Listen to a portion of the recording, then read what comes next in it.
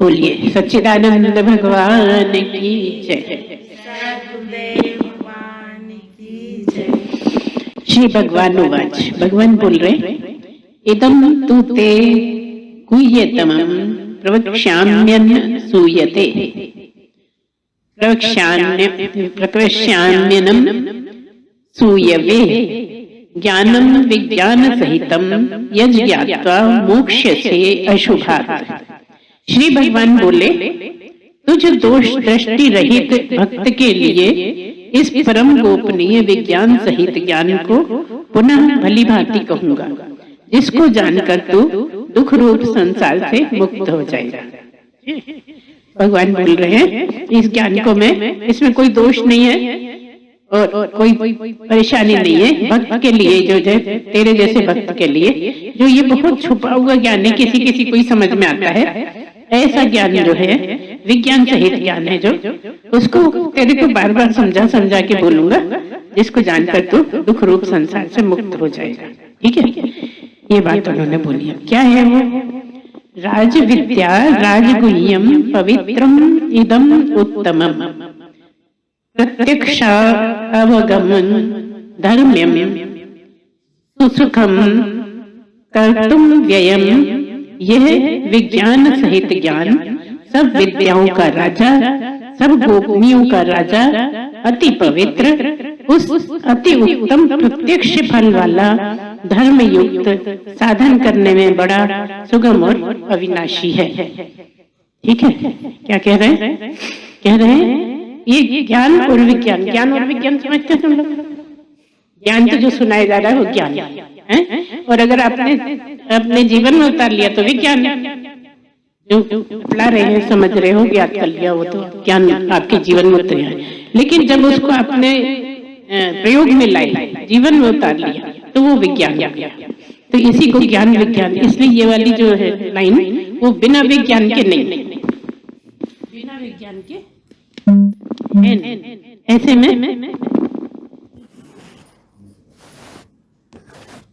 इस तरह से क्या कह रहे हैं? ये विज्ञान सहित ज्ञान, ये जो आप अपने जीवन में उतरते जाते हो, उतारते जाते हो, जो ज्ञान सुनते हो उसको जीवन में उतार देते हो, तो वो सब विद्याओं का राजा है। इससे बड़ी कोई चीज नहीं है जगत में। ये वाला जो ज्ञान है, ये सारे ज्ञानों का राजा है, और ये बहुत ऐसा गुह्य है, मतलब गुह्य मतलब छुपे हुए रूप में है, जिसको समझना बड़ा मुश्किल होता है। और आ जाए समझ में तो सबसे आसान। इसकी विशेषता यही है, ये बहुत मुश्किल है, और समझ में आ गया तो लगता है कुछ है ही नहीं। क्या समझ में? इसमें कुछ रखा ही नहीं था। इसलिए हर ज्ञानी बाद में ये कहता है कुछ रखा ही नहीं था, बेकार ही परेशान हो रहे थे, ऐसा लगता रहता है। तो सब गोपनीयों का राजा, जो मतलब गुप्त से गुप्त भी होंगे ना, उसमें भी सबसे ऊपर वाला। ऐसा गोपनीय क्यों कहा है? क्योंकि आत्मा दिखती नहीं, आत्मा सूंघने में नहीं आती, चखने में नहीं आती, है ना, सुनने में नहीं आती, इसलिए गोपनीय है। लेकिन है उजागर।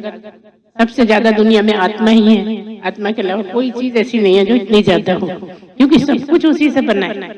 जहाँ नहीं बना वहां भी आत्मा है, जहाँ कुछ बन गया वो भी आत्मा ही है, उसमें भी आत्मा है, वो भी आत्मा है। दिखता कुछ और है, तो क्या कहते?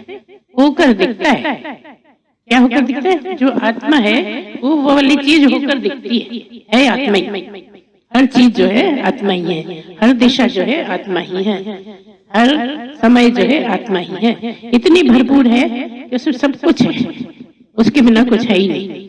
अति पवित्र है, ये गोपनीयों का राजा है, मतलब बिल्कुल छुपी हुई चीज है, उससे छुपे से छुपी हुई चीज है, उसकी भी राजा है।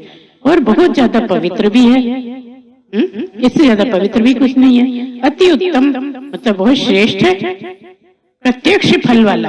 अब देखो, प्रत्यक्ष दिखती तो नहीं है, प्रत्यक्ष मतलब एकदम, तो प्रत्यक्ष फल वाला मतलब जो भी करते हो उसका फल पूरी तरह मिलता है।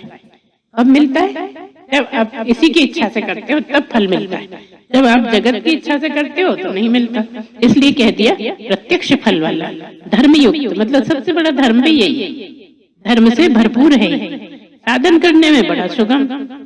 ये नहीं जचेगी तुम्हें बात, साधन करने में आसान कहाँ है, बड़ा मुश्किल है। हम किस किस की सुनते रहे, क्या सुनने के ही लिए पैदा हुए हैं, है ना? और साधन तो यही करना है। तो कोई कुछ कहे आप जवाब नहीं दो, हंस के टाल दो, किसी तरह उस बात को ऐसे कई लोग इस भाषा में बोलते हैं बरका दो, है ना? ऐसे करो, अपने आप को बचा के रखो कि तुम्हें कुछ बोलना ना पड़े, अपशब्द ना बोलना पड़े उसके बदले। अगर उसके बदले में बोलोगे तो तुम्हारे कर्म बनेंगे, कर्म बनेंगे तो तुम्हारी साधना बेकार जाएगी, साधना बेकार जाएगी तो पहुंचने में देर लगेगी। इसलिए अगर जल्दी चाहते हो तो जैसा गुरु कहता है वैसे चलो। प्रत्यक्ष फल वाला धर्म युक्त साधन करने में बड़ा सुगम और अविनाशी है, इसका भी खत्म नहीं होगा। इस विद्या को अगर सीखोगे तो कभी खत्म होने वाली नहीं, सदा ही है। मतलब क्या हुआ, क्या है, तुम ही तो हो। शरीर खत्म हो जाएगा, तुम खत्म नहीं होगे। इसलिए कह रहे हैं और अविनाशी, सदा सदा जो रहता है वो तू ही है, तुझे छोड़ के और कुछ नहीं है। तुझको लगता है वो कुछ और होएगा, वो तो ब्रह्म है, ब्रह्म पता नहीं क्या है। हम कह रहे तू ही तो है वो ब्रह्म जिसको ढूंढ रहा है। अश्रद्धानाः पुरुषा धर्मस्यास्य परम तप अप्राप्य माम निवर्तन्ते मृत्यु संसार वर्तमनि। हे परम तप, इस उपरियुक्त धर्म में श्रद्धा रहित पुरुष मुझको न प्राप्त होकर मृत्यु रूप संसार चक्र में भ्रमण करते रहते हैं। क्या बोला? अब इनको अर्जुन को परम तप कह दिया। परम तप क्यों कह दिया?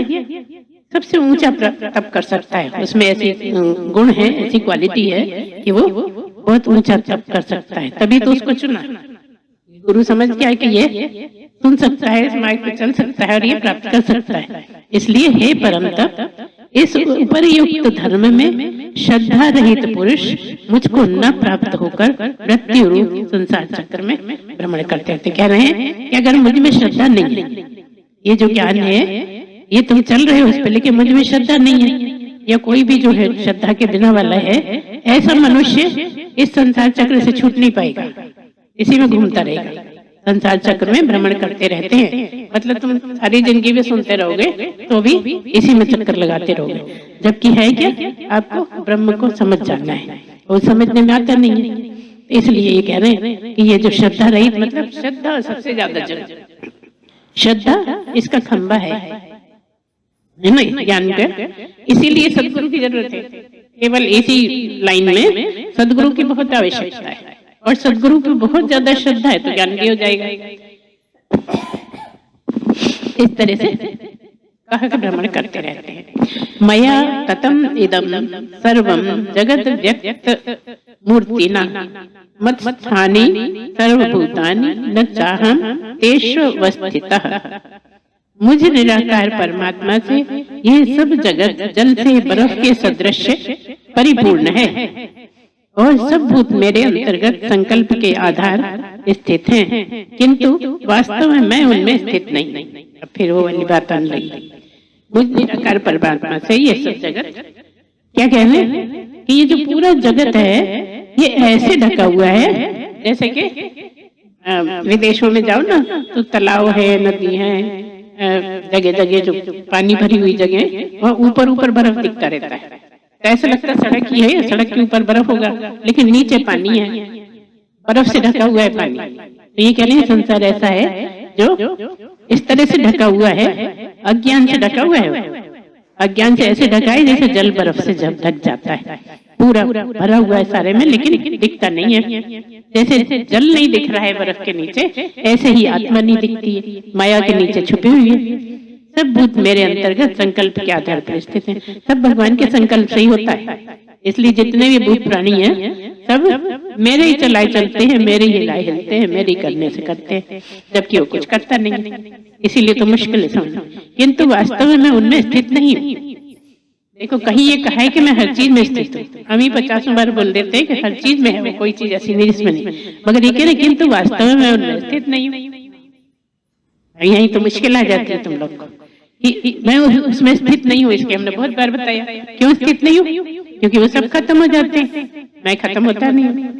गर्मी आई, बर्फ खत्म, पानी पानी हो गया, और तेज गर्मी पड़ी तो पानी भी खत्म, छोटे मोटे गड्ढे तो सूख ही जाते हैं। तो ये कह रहे हैं कि सब कुछ मेरे से ढका हुआ है, लेकिन तब भी मैं उनमें स्थित नहीं हूँ।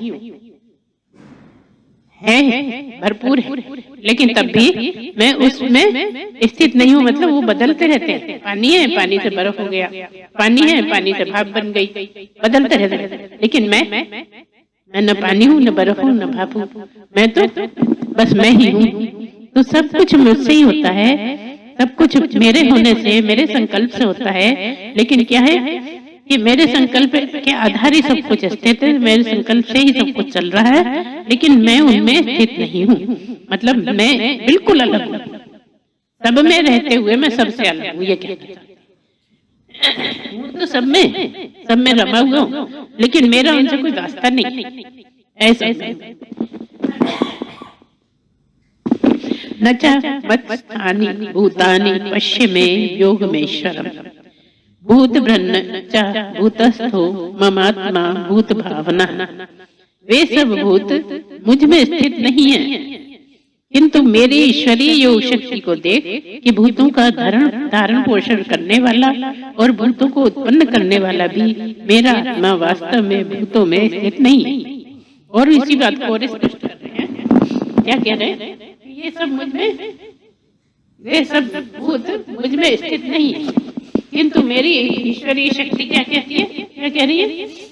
भूतों का धारण पोषण करने वाला मैं ही हूँ, सब कुछ मेरे संकल्प से हो रहा है, लेकिन तब भी मैं उसमें हूँ नहीं। कह रहे मैं उसमें हूँ नहीं। कैसे नहीं हूँ? कि वो बदलने वाले हैं, मैं बदलता नहीं। हर चीज बदलती है ना, सर्दी है, फिर गर्मी आ गई, फिर बरसात आ गई, न मौसम एक सा रहता है, न जीव एक सा रहता है। अभी पैदा हुआ, बचपन हो गया, किशोर हो गया, जवानी हो गई, बूढ़ा हो गया, मर गया। लेकिन मैं मरा क्या? मैं बूढ़ा हुआ क्या? मैं बच्चा था क्या? मैं जवान हुआ क्या? मैं कुछ भी नहीं। मैं सब कुछ मैं ही हूँ और मैं कुछ भी नहीं। ऐसा मैं जिसमें कोई बदलाव आता ही नहीं। इसलिए कह रहे हैं कि वो सब कुछ कैसा है? वे सब भूत मुझ में स्थित नहीं है, किंतु मेरे ईश्वरी। अभी कुछ टाइम पहले हमने कहा कि सब मुझ में स्थित है। इसको ध्यान रखो, जब अगली बार उल्टी बोली जाती है ना, तो उसको समझने की जरूरत है कि सब मुझसे अलग है और सब में मैं हूँ। अब कैसे अलग है और कैसे मैं हूँ, यही तो याद करना है, यही तो समझना है। खाली याद से नहीं, समझ लोगे तो याद अपने आप रहने लगेगा। ईश्वरीय योग शक्ति को देख कि भूतों का धारण पोषण करने वाला तो मैं ही हूँ और भूतों को उत्पन्न करने वाला भी मैं ही हूँ, और मेरे आत्मा वास्तव में भूतों में स्थित नहीं है स्वतंत्र है। जैसे यहाँ आकाश में स्वतंत्र है, ऐसे भूतों में भी स्वतंत्र है। मेरा कोई कुछ बिगाड़ नहीं सकता है, सब कुछ बिगड़ जाएगा, मेरा कोई कुछ नहीं बिगाड़ पाएगा। इसलिए कह रहे हैं कि भूतों में मेरी आत्मा स्थित, मैं स्थित नहीं हूँ। मेरी आत्मा नहीं, आत्मा के ही लिए कह रहे हैं कि मैं स्थित उसमें नहीं हूँ। उनको उत्पन्न करने वाला हूँ, पेट भराने वाला हूँ, जीवन चलाने वाला हूँ, और सब कुछ मैं ही हूँ। मेरे अलावा कुछ है ही नहीं करने कराने वाला। तो भी मैं भूतों में रहता नहीं, क्योंकि भूत पैदा हुए, भूत प्राणी जगत में जितने भूत प्राणी हैं सब पैदा हुए, सब मर जाते हैं, और मैं मरता नहीं। न मेरा कोई माई बाप, ऐसा हूँ मैं जिसका न माँ है न बाप है। इसीलिए मैं सदा रहता हूँ। जिसके माँ है मतलब पैदा हुआ है तो मरेगा, मैं न पैदा हुआ न मरने वाला। इसलिए यथाकाश स्थितो नित्यम वायु सर्वत्र महान तथा सर्वाणि भूतानि मत्स्थानि धारय। जैसे आकाश से उत्पन्न सर्वत्र विचरने वाला महान वायु सदा आकाश में ही स्थित है, वैसे ही मेरे संकल्प द्वारा उत्पन्न होने से संपूर्ण भूत मुझ में स्थित हैं। ऐसा जान। कैसे जान? कि जैसे आकाश में उत्पन्न सब जगह उड़ने घूमने वाली जो वायु है, हवा है, सब जगह घूमती रहती है, इधर उधर जाना आना सब करती रहती है, और स्थित भी है ना, है भी, और इधर उधर जाती हुई कहते हैं ना हवा चल रही। तो जब चल रही थी जब एक जगह खत्म हो गई होगी, एक जगह चली गई होगी, नहीं गई होगी, न खत्म होगी न आएगी। वही जो हवा है वही चलती है, और वही हवाएं जो रुकी रहती है। यही तो भगवान का है। भगवान का भी तो यही गुण है ना तदेजति तन्ने जति तद्दूरे तद्दन्ति। कह रहे हैं कि चलता भी है वो नहीं भी चलता। कौन? परमात्मा, आत्मा। वो चलता है और नहीं चलता, और बहुत करीब से करीब है और बहुत दूर है। जो जिज्ञासु नहीं है उनके लिए बहुत दूर है, और जो लगे हुए हैं उसको पाने के लिए वो बहुत पास है। एक ही जगह दोनों बातें खड़ी हैं। ऐसा नहीं है कि झूठ लिखा है गलत लिखा, उसको समझने की जरूरत है। बस उल्टा उल्टा जो लिखा है कई लोग छोड़ के भाग जाते हैं, ये क्या बदतमीजी, कुछ भी बोल रहे हो, कुछ तुक्का तो बोलो, या तो कहते चलती है क्या तो नहीं चलती। इसलिए कई लोग नाराज भी होते हैं। जैसे आकाश से उत्पन्न सर्वत्र विचरने वाला महान वायु सदा आकाश में ही स्थित है, वैसे ही मेरे संकल्प द्वारा उत्पन्न होने से संपूर्ण भूत मुझ में स्थित हैं। ऐसा जान, ऐसा समझ कि हैं सब मुझसे बाहर हो कैसे सकते हैं? समुद्र से बाहर समुद्र के भूत प्राणी कैसे लगो? समुद्र में जितने ही प्राणी हैं सब समुद्र में ही तो होंगे। बहुत से ऐसे जीव है जो पानी से बाहर जा ही नहीं सकते, जीना वहाँ है मरना वहाँ है। तो वहीं के ऐसे ही तुम भी परमात्मा में ही सब विचरते रहते हो। जीना भी उसी में है, मरना भी उसी में, क्योंकि तुम मरते नहीं, तुम जीते नहीं, तुम ही जिसको ढूंढ रहे हो, तुम्हारे ही होने से सब हो रहा है। सर्वभूतानि कौन्तेय प्रकृतिं यान्ति मामिकाम कल्पक्षये पुनस्तानि कल्पादौ विसृज्याम्यहम्। हे अर्जुन, कल्पों के अंत में सब भूत मेरी प्रकृति को प्राप्त होते हैं, अर्थात प्रकृति में लीन होते हैं, और कल्पों के आदि में उनको मैं फिर रचता हूँ। कैसा? यहाँ माया की बात करें, प्रकृति की बात करें। प्रकृति मिल जाती है। जब मनुष्य खत्म होता है, भूत प्राणी मरता है, तो क्या होता है तो माया ही। तो प्रकृति जितनी माया है उसमें क्या देते हैं, पंचभूतों में समा गए, वो वाली बात है ना। इस तरह से प्रकृति को प्राप्त होते हैं और प्रकृति में लय हो जाते हैं, और फिर जब पैदा होते हैं तो फिर आ जाते हैं छोटे छोटे बच्चे बन के फिर से आ जाते हैं प्रकृति लेके। फिर खाते पीते धीरे धीरे शरीर बड़ा होने लगता है, ज्ञान होने लगता है तरह तरह का जगत का। कल्पों के आदि में उनको मैं फिर से रचता हूँ। प्रकृतिम स्वामवष्टभ्य विसृजामि पुनः पुनः भूतग्राम इमं कृत्स्नम वशम प्रकृतिर्वशात्। अपनी प्रकृति को अंगीकार करके स्वभाव के बल से परतंत्र हुए संपूर्ण भूत समुदाय को बार बार उनके कर्मों के अनुसार रचता हूँ। बस जो मर रहे हैं, पैदा हो रहे हैं, उनके बारे में लगातार बात कर रहे हैं। ये सब अपनी प्रकृति को अंगीकार करके, और वो स्वभाव के बल से, जिसका जैसा स्वभाव है। अच्छा, स्वभाव के बारे में हमने पहले भी तुम्हें बताया कि जैसा स्वभाव बना लो, मरते समय जैसा स्वभाव रहेगा, तुम अगले जन्म में जब भी मनुष्य बनोगे स्वभाव वैसे ही रहेगा। इसलिए सबसे बड़ा काम यह है कि अभी इसी शरीर में अपना स्वभाव बदल लो, तो जब अगली बार पैदा हो गए तो बहुत बदलेगे, क्योंकि अभी बदल लिया तुमने मेहनत कर करके, तो ये अगले जन्म का एक काम कम हो गया। इसी को तपस्या बोलते हैं, और कुछ नहीं। धूप में तपते रहो, उससे कुछ नहीं होगा, है ना। कंडे जला के बैठ जाओ, कुछ नहीं हो। ये जो तुम्हारे गलत आदतें हैं जिनको तुम स्वीकार नहीं करते, कहते उन्हें उसने कह दिया था, मैंने थोड़ी, मैंने तो झट से पलट जाता। इस तरह से अब अपनी ही गलतियां देख के अपनी गलतियों को अलग करोगे, तब कहीं जाके आप उस पात्रता के अधिकारी हो पाओगे। इसलिए कह रहे हैं सब प्रकृति में लीन हो जाते हैं, फिर जब आते हैं तब उसी प्रकृति से निकल जाते हैं। मैं फिर रचता हूँ, उनको तैयार करता हूँ। प्रकृति अपनी प्रकृति को अंगीकार करके स्वभाव के बल से परतंत्र हुए संपूर्ण भूत समुदाय को बार बार उनके कर्मों के अनुसार रचता हूँ। परतंत्र क्यों बोल दिया? क्योंकि कोई भी स्वतंत्र नहीं, सब परमात्मा के ही हाथ में है। इतने चाहे वो पुल बांध ले, ख्यालों के पुल कितने बांध ले, लेकिन जैसा भगवान कराना चाहता है वैसा करते हैं, और अंत में कह देते हैं भैया सब उसी के हाथ में है, वो जैसा कराता है वैसा हो जाता है। सारे प्रयत्न भी फेल हो जाते हैं वहाँ। इस तरह से जो भूत समुदाय को बार बार उनके कर्मों के अनुसार रचता रहता हूँ। अब ये क्या कहा कि जैसे कर्म किए हैं उसके अनुसार मैं फिर से पैदा करता हूँ। कहाँ पर किसके कैसे कर्म है, उसको कैसा घर मिलना चाहिए, कैसे माता पिता मिलना चाहिए, कैसी सुविधाएं मिलना चाहिए, सारा ये मेरे ही हाथ में, क्योंकि पता ही मुझे है खाली उसने कैसे कर्म किए ये मुझे ही पता है। क्योंकि वो तो कहता नहीं मैंने नहीं किया, इसने किया, मैंने नहीं किया, इसने किया, ऐसे बोलता है। वो स्वीकार ही नहीं करता कि हाँ मैंने किया। आपको कम से कम 95% लोग ऐसे मिल जाएंगे जो अपनी गलतियों को स्वीकार ही नहीं करते, और स्वीकार करने लगे तो कोई बड़ी बात थोड़ी कि तुम ही पहुंच जाओ, है ना सुधा? इस तरह से अगर तुम अपनी गलती स्वीकार करना सीख जाओगे तो तुम आगे बढ़ने लगोगे। न च माम तानि कर्माणि निबध्नन्ति धनंजय उदासीन वदासीन मसक्तम तेषु कर्मसु।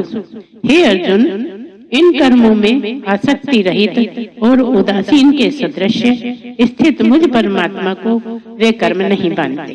देखो कितनी अच्छी बात है कि सबको तो मैं कर्मों के अनुसार पैदा करता हूँ, जैसे कर्म किए हैं वैसी जगह दूंगा, वैसा घर दूंगा, वैसे माता पिता दूंगा, वैसे भाई बहन दोस्त यार सब वैसे, लेकिन मेरा कुछ नहीं। क्या कह रहे हैं? कर्मों में आसक्ति रहित और उदासीन के सदृश स्थित मुझ परमात्मा को वे कर्म का तो दूसरी जगह पहुंच गए।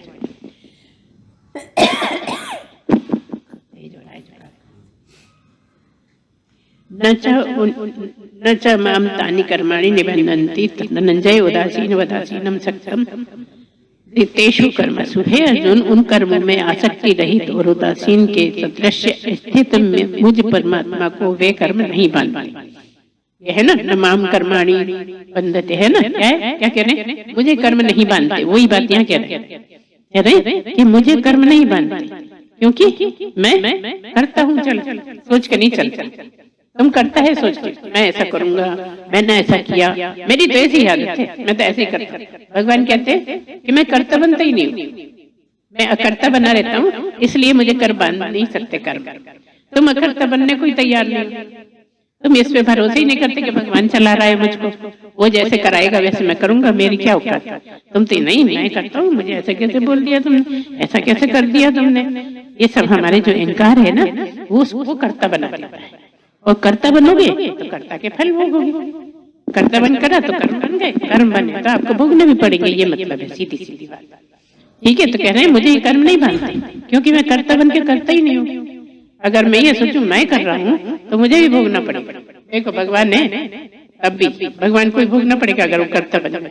वो कर्ता मानते ही नहीं अपने आप, तब करते रहते, दिन भर कर रहे, कहीं उसके पास जाते हैं दुर्योधन के पास, कभी उसके बाप के पास जाते हैं, कभी गुरुओं के पास जाते हैं, सब जगह जाते हैं, सब कुछ कर रहे हैं, लेकिन मैं करता हूँ मानते ही नहीं। सबको ट्रिक बता देते, ऐसा करो, तुम हाथ में चप्पल लेके चले जाओ, है ना, वहां जाके पैर छूओगे तो आशीर्वाद दे देंगे, है ना। याद आ गया। मयाध्यक्षेण प्रकृति ही सूयते सचराचरम हेतु नानेन कौन्तेय जगत विपरिवर्त्यते। हे अर्जुन, मुझ अधिष्ठाता के आकाश में प्रकृति चराचर सहित सब जगत को रचती है और इस हेतु से ही यह संसार चक्र घूम रहा है। देखो जगह जगह वो वाली बात तरह तरह से बोलते हैं। ये कितनी बार बता दिया कि मैं प्रकृति रचता हूँ, मैं भूतों को रचता हूँ, मैं कि जिसको जहाँ पैदा करना वहाँ पैदा करता, तरह तरह से बोल रहे हैं। और फिर से बोल देते, कह रहे हैं कि मुझे अधिष्ठाता के सकाश से, अधिष्ठाता मतलब जो सबको रच रहा है, अधिष्ठान अधिष्ठाता जिससे सब कुछ बन रहा है, जो सबको चला रहा है, ऐसे चराचर से पूरी प्रकृति सर्व जगत को रचती है और इस हेतु से ही ये संसार चक्र घूम रहा है। इसमें कुछ बताने लायक नहीं है। अवजानन्ति माम मूढ़ा मानुषीम तनुमाश्रितम परम भावम जानन्तो मम भूत महेश्वरम। मेरे परम भाव को न जानने वाले मूढ़ लोग मनुष्य का शरीर धारण करने वाले मुझ संपूर्ण भूतों के महान ईश्वर को तुच्छ समझते हैं, अर्थात अपनी योग माया से संसार के उद्धार के लिए मनुष्य रूप में विचरते हुए मुझ परमेश्वर को साधारण मनुष्य समझते हैं। यही भूल है मनुष्य की। ये कोई ज्ञानी पुरुष है उसको ज्ञानी पुरुष नहीं समझते। अरे कुछ नहीं है, कहाँ से हो जाएगा ज्ञान, हम इतने साल से लगे, हमें तो हो नहीं रहा, इनको कहाँ से हो गया, ये तो अभी अभी आए, अभी इनको कैसे हो, हम तो नहीं मानते भाई। तो इस तरह से अपना ही जो आता भी है उसमें कितनी गलतियां हैं वो समझ ही नहीं पाती, क्योंकि वो तो सोचे बैठे हैं कि हमें सब आता है। इतना गलत है ये उनको किसी बताने वाला मिला नहीं है, और गुरुओं से मिलाते हैं तो उन्हें सब सही लगता है, क्योंकि उस तरह से नहीं समझाया गया जैसी उनको जरूरत है। वो प्रश्न उत्तर होते हैं तब समझ में आता है। भूतों के महान ईश्वर को तुच्छ समझते हैं, मतलब ऐसी हे दृष्टि से देखते हैं सबको, संपूर्ण भूतों के महान ईश्वर को तुच्छ समझते हैं, अर्थात अपनी योग माया से संसार के उद्धार के लिए मनुष्य रूप में विचरते हुए मुझ परमेश्वर को साधारण मनुष्य, क्योंकि देखने में तो मनुष्य ही लग रहा हूँ ना, तो सब मुझे मनुष्य समझते हैं, भगवान तो समझ में नहीं आता। यही गुरुओं के साथ है कि जैसे हमें वैसी तो ये, इनको कैसे मान लें, कोई सींग वींग हो गए होते तो समझते, इनके तो सींग है नहीं, हमारे भी सींग नहीं, उनके भी सींग नहीं, फिर काय को अलग माने, सब एक सींग। अच्छा ज्ञान हुआ है तो ये कहाँ दिख रहा है, न माथे पे लिखा है न हाथ पे लिखा है, तो हम कैसे मान लेंगे इनको ज्ञान हो गया। इस तरह से तरह तरह की बातें चलती रहती हैं। कह रहे हैं धारण शरीर, मनुष्य का शरीर धारण करने वाले मुझे संपूर्ण भूतों को के महान ईश्वर को तुच्छ समझते हैं, अर्थात अपनी योग माया से संसार के उद्धार के लिए मनुष्य रूप में विचरते हुए मुझ परमेश्वर को साधारण मनुष्य मानते हैं।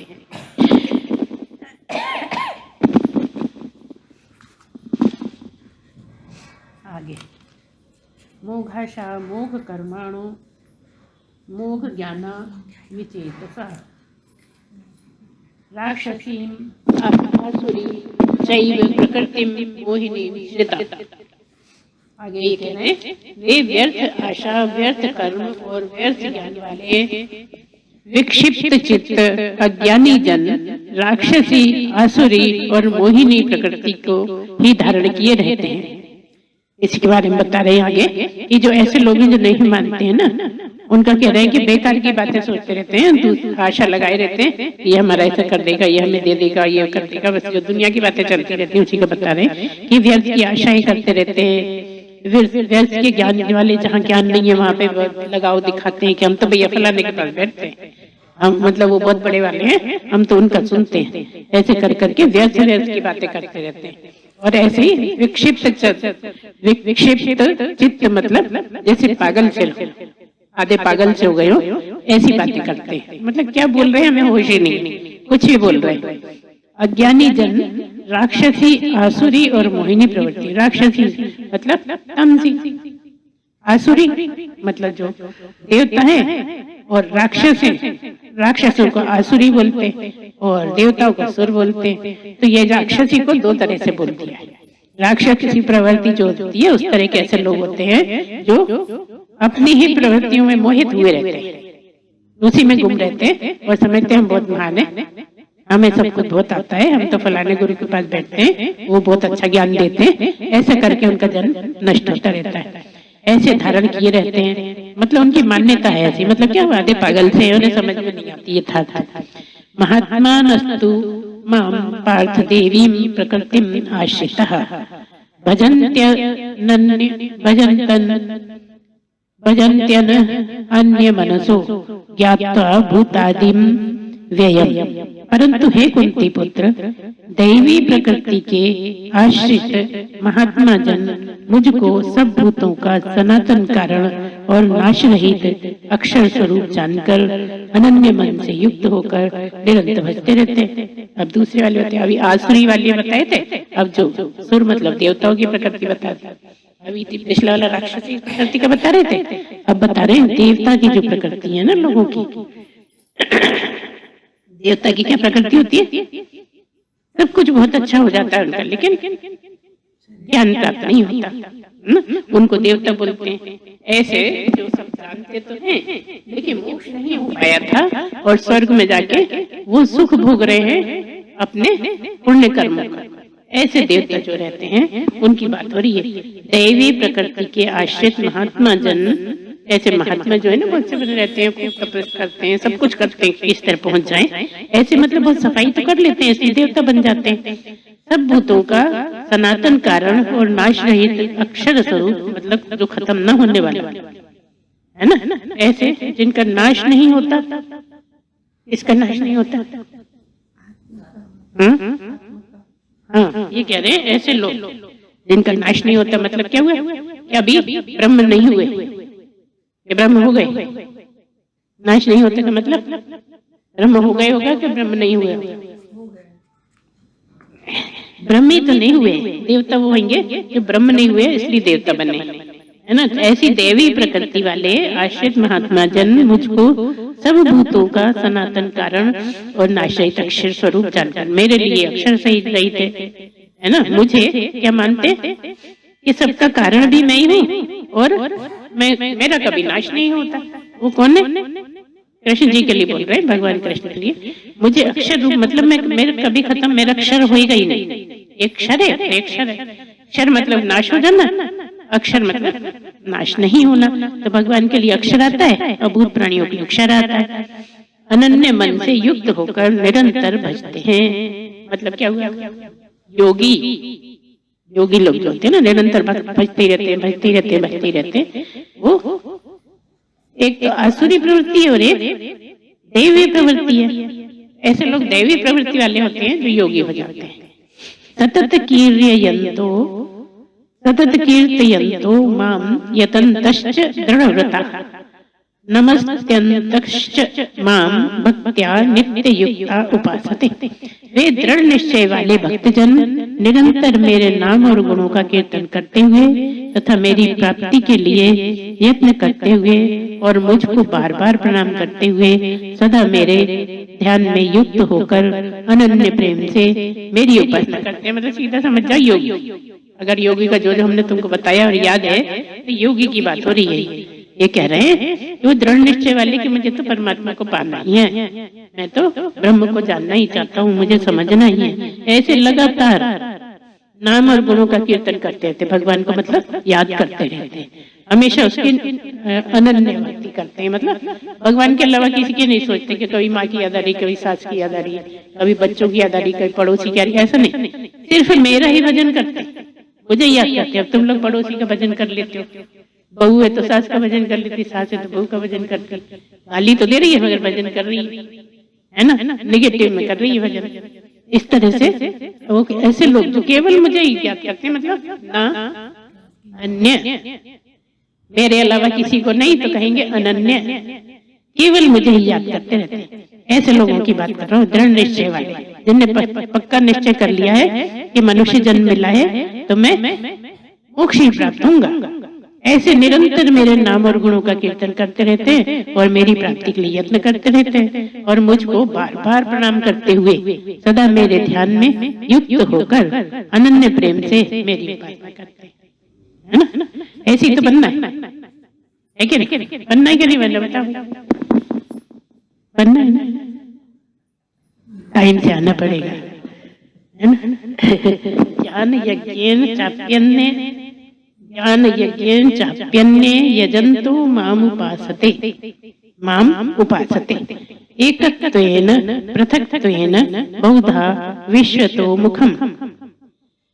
कह रहे हैं दूसरे ज्ञान योगी मुझ निर्गुण निराकार ब्रह्म का ज्ञान यज्ञ के द्वारा अभिन्न भाव से पूजन करते हुए भी मेरी उपासना करते हैं और दूसरे मनुष्य बहुत प्रकार से स्थित मुझ विराट स्वरूप परमेश्वर की पृथक भाव से उपासना करते हैं। यहाँ क्या बोल दिया? अलग अलग तरह के लोगों की उपासना के बारे में बता दिया। बहुत से ज्ञानी योगी हैं तो निर्गुण निराकार की उपासना करते हैं, है ना। क्या कह रहे हैं? ये बहुत से दूसरे योगी जन मुझे निर्गुण निराकार ब्रह्म का ज्ञान यज्ञ के द्वारा अभिन्न भाव से पूजन करते हुए भी मेरी उपासना करते हैं। मतलब कई लोग पूजन पाठ कर करके उपासना करते हैं जिसकी जैसी स्थिति रहती है, और दूसरे बहुत मनुष्य बहुत प्रकार से स्थित मुझ विराट स्वरूप मतलब निर्गुण निराकार का जो सब जगह रहता है, ऐसे ब्रह्म का पृथक पृथक भाव से भगवान को याद करते रहते हैं, है ना। अन्य मैं ही हूँ, मेरे साथ है, मैं ही हूँ, ये भी अनन्य हो गया, मेरे अलावा कोई है ही नहीं। अहम क्रतुरहम यज्ञः स्वधाहम अहम औषधः स्वाधहम अहम औषधम मंत्रो अहम अहमेवाज्यमह ग्रहम हुतम। क्रतु मैं हूँ, यज्ञ मैं हूँ, स्वधा मैं हूँ, औषधि मैं हूँ, मंत्र मैं हूँ, कृत मैं हूँ, अग्नि मैं हूँ और हवन रूप क्रिया भी मैं हूँ। क्या कह रहे हैं? ये अनन्य भक्ति। जब सब मैं ही हूँ, हवन कर रहे हैं तो समिधा जो उसमें रखी वो भी मैं ही हूँ, जिस चमचे से घी डाल रहे हैं वो भी मैं ही हूँ, है ना? जो 4 जने बैठे हैं वो भी मैं ही हूँ, क्योंकि 4 जनों में मैं कैसे? क्योंकि मैं ब्रह्म हूँ, मैं ब्रह्म हूँ तो मैं सब कुछ मैं ही तो हूँ। सब कुछ जब मैं हूँ तो ज्ञान भी तो मेरा ही, मैं भी ज्ञान कह रहे हैं। औषधि भी मैं हूँ, मंत्र में जो घी डाल रहे हैं और घी की आहुति दे रहे हैं वो भी मैं ही हूँ। हवन की जो क्रिया है वो भी ब्रह्म है, ये कहना चाहते हैं। वो सब जो भी है सब ब्रह्म ही ब्रह्म है, मतलब मैं ही हूँ। तो फिर कहाँ जाए? मैं ही सब कुछ हूँ। बस आज इतना ही रहे। बोलिए सच्चिदानंद भगवान की जय।